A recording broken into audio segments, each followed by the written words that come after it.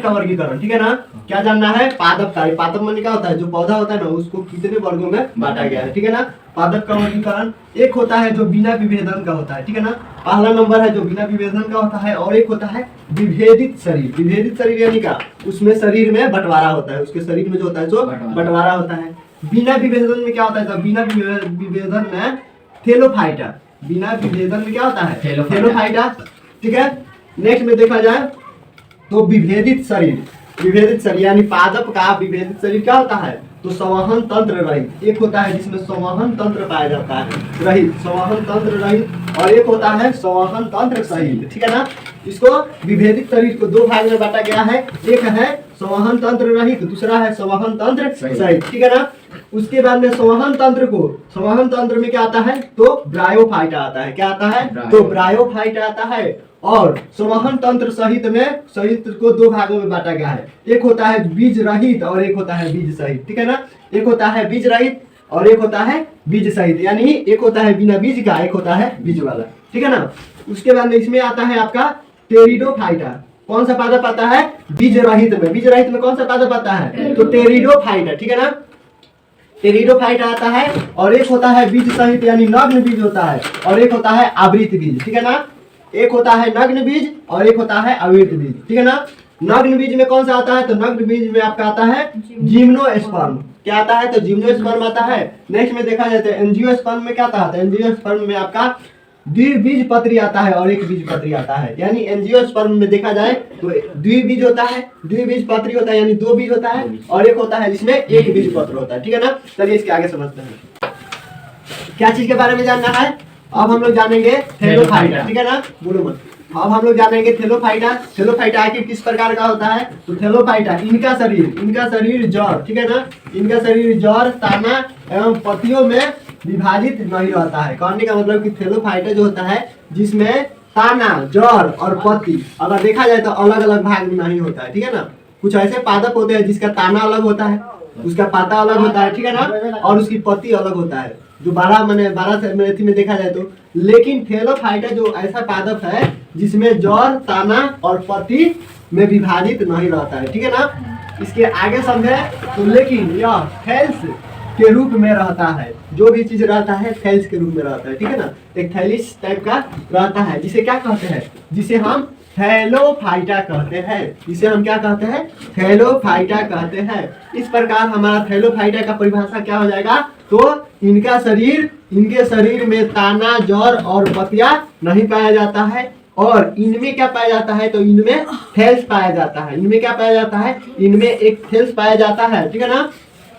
थैल्स पाया जाता है जिसे क्या कहते हैं? तो जिसे हम थैलोफाइटा कहते हैं, ठीक है ना। थैलोफाइटा कहते हैं। इनमें संवहन तंत्र नहीं पाया जाता है, ठीक है ना। इसमें संवहन तंत्र नहीं पाया जाता है। शैवाल की बात की जाए, ठीक है ना, इसमें शैवाल तथा लाइकेन है। शैवाल तथा लाइकेन को इसके अंतर्गत शामिल किया जाता है। थाइलोफाइटा में क्या आता है? तो थाइलोफाइटा में आपका शैवाल आता है, ठीक है ना। शैवाल आता है और लाइकेन आता है, ठीक है ना। चलिए इसके आगे समझते हैं।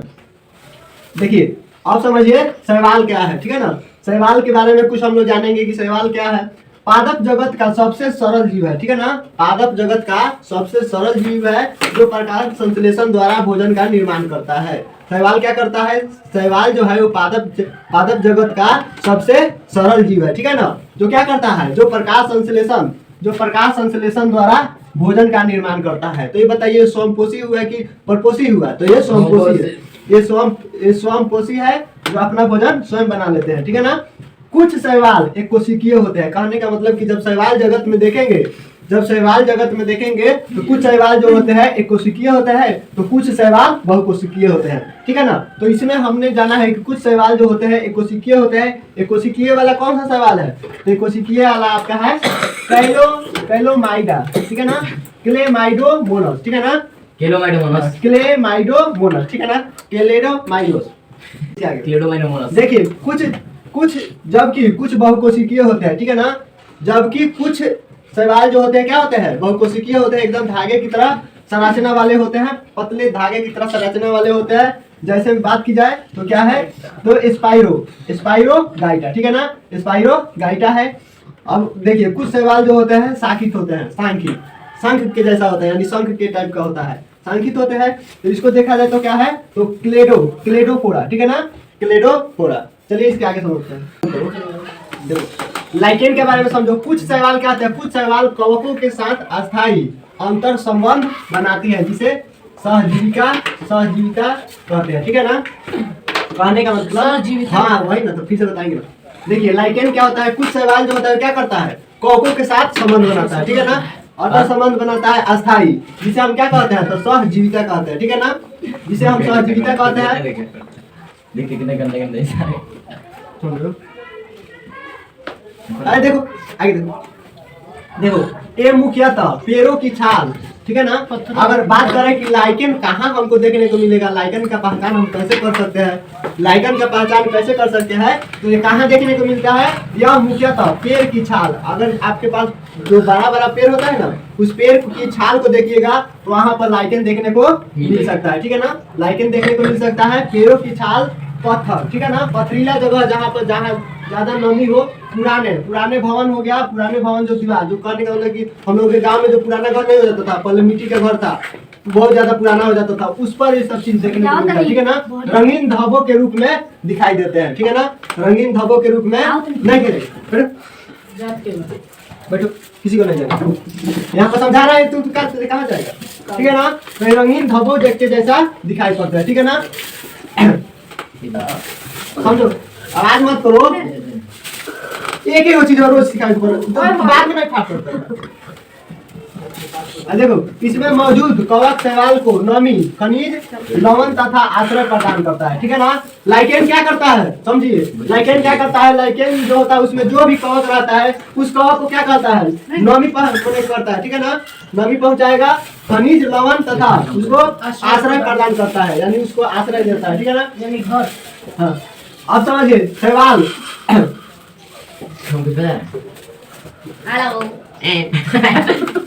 खेला करता है, बाद में ना तो ना समझा, तुम ही लोग ना लेट हो रहा है, जल्दी हम समझा देंगे तो जल्दी।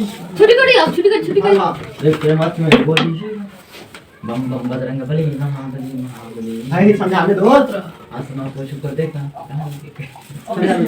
देखो शैवाल, देखिए हमरो ध्यान भटा भी रहता ना, रघु गाना चली गया। हाँ देखिए शैवाल भोजन का निर्माण करके क्या है, भोजन करने का निर्माण का काम करता है, ठीक है ना। शैवाल क्या करता है, लाइकेन की सहायता से भोजन को बनाने या निर्माण करने का काम करता है, ठीक है ना। आप समझिए ब्रायोफाइटा, ब्रायोफाइटा क्या होता है, यह नमी एवं छायादार आधारों पर उगते हैं, ठीक है ना। ब्रायोफाइटा कहाँ पाया जाता है, देखो काम मिलता है, दूसरे को परेशान करता है,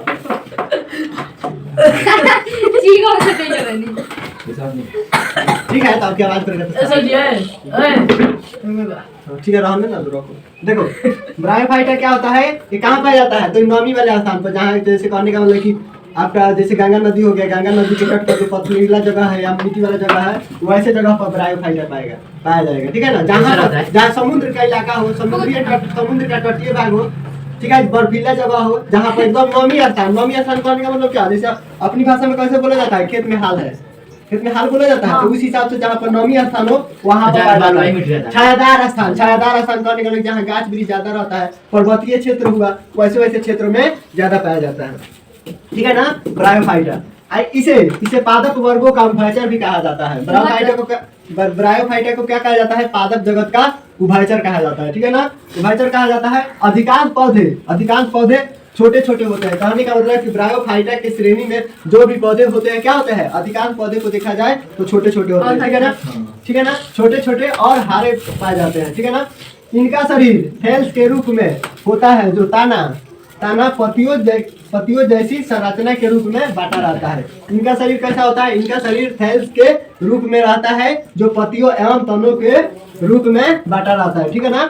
इनका उदाहरण क्या है, तो इनका उदाहरण अगर देखा जाए तो रिक्सिया है, ठीक है ना। इनका उदाहरण क्या है, ब्रायोफाइटा जो पादप है, ब्रायोफाइटा का उदाहरण क्या है, आपका रिक्सिया है, मांस है और मार्केसिया है और भी पौधे हैं, ठीक है ना। इसके अलावा और भी पौधे हैं। चलिए आज इतना ही तक।